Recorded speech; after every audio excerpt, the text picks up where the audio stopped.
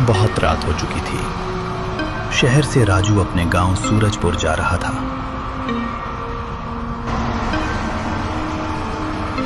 बस उसे आखिरी स्टॉप पर उतार देती है। राजू कई साल पहले गांव छोड़कर शहर में काम करने गया था। अब वो अपनी मां से मिलने के लिए वापस आया था। वो वहां एक छोटी सी चाय की टपरी के पास से गुजर रहा था।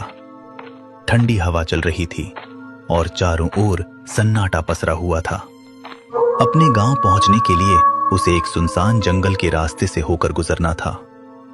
अंधेरा गहरा होता जा रहा था, लेकिन राजू के दिल में अपनी मां से मिलने की खुशी भी उतनी ही बढ़ती जा रही थी। अरे भाई साहब, कहाँ जा रहे हो? इतनी रात को अकेले सुनसान रास्ते पर जाना ठीक नहीं है। अगर आपको बुरा ना लगे तो बताइए, शायद मैं आपकी कुछ मदद कर सकूं।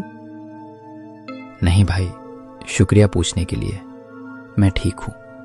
मैं सूरजपुर गांव जा रहा हूं। अब तो बस चलते ही जाना है। कुछ ही देर में पहुंच जाऊंगा। आप चिंता मत कीजिए। क्या आप सच में इस वक्त सूरजपुर जाने के लिए इसी रास्ते से जाओगे भाई? बुरा मत मानना, लेकिन देखो भाई, इस रास्ते में बहुत ही अजीब और डरावने किस्से हुए हैं। यहां कई लोगों के साथ अनहोनी हो चुकी है। कहते हैं कि मधुबाला नाम की एक आत्मा इस रास्ते पर भटकती है और उसने कई लोगों को नुकसान पहुंचाया है। मैं तुम्हारे भले के लिए ही कह रहा हूं, आज रात यहीं रुक जाओ। आराम से सुबह निकलना, तब ये रास्ता सुरक्षित रहेगा। रात में यहां जाना ठीक नहीं है। क्या आत्मा वात्मा भाई, किस सदी में जी रहे हो तुम? आज के समय में ये सब नहीं होता। आत्मा वात्मा कुछ भी नहीं होती। ये सब झूठ है। लोग बस बेवजह अफवाहें फैलाते रहते हैं। जब भी उन्हें किसी चीज का डर पैदा करना होता है तो ऐसी कहानियां बना देते हैं। तुम भी उन्हीं अफवाहों का शिकार हो गए हो भाई। खैर, मैं चलता हूं, मुझे देर हो रही है। सूरजपुर अभी दूर है और मुझे जल्दी पहुंचना है। तुम चिंता मत करो, मैं ठीक रहूंगा। राजू बिना देर किए उस सूरजपुर वाले रास्ते की ओर चलना शुरू करता है। वो मन ही मन सोच रहा था कि चाय टपरी वाला उसे बेवजह डरा रहा था। कुछ दूर तक रास्ता पार करने के बाद जब वो एक सुनसान मोड़ पर पहुंचता है, तभी उसे अपने पीछे किसी के चलने की आहट सुनाई देती है। वो अचानक पीछे मुड़कर देखता है, लेकिन वहां कोई भी दिखाई नहीं देता। थोड़ा घबराकर वो फिर से आगे बढ़ने लगता है। अब उस रास्ते पर ठंडी हवा बहुत तेज चलने लगती है, मानो कोई अनजाना खतरा उसका इंतजार कर रहा हो। पेड़ों की टहनियां जोर जोर से हिल रही थीं और चारों ओर अजीब सी खामोशी छा गई थी। तभी अचानक देखते ही देखते एक भयानक आत्मा पेड़ के पीछे से निकलकर उसके सामने आ खड़ी होती है। उस आत्मा का रूप बेहद डरावना था।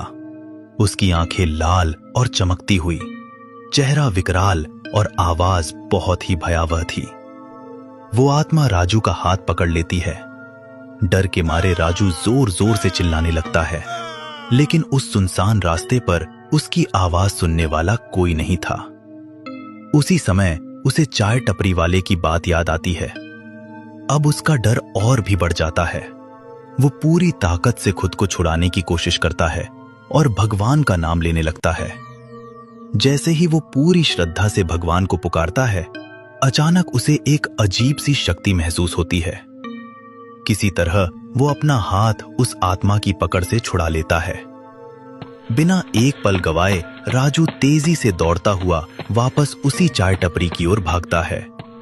उसकी सांसें तेज चल रही थीं, दिल जोर जोर से धड़क रहा था और चेहरे पर डर साफ झलक रहा था।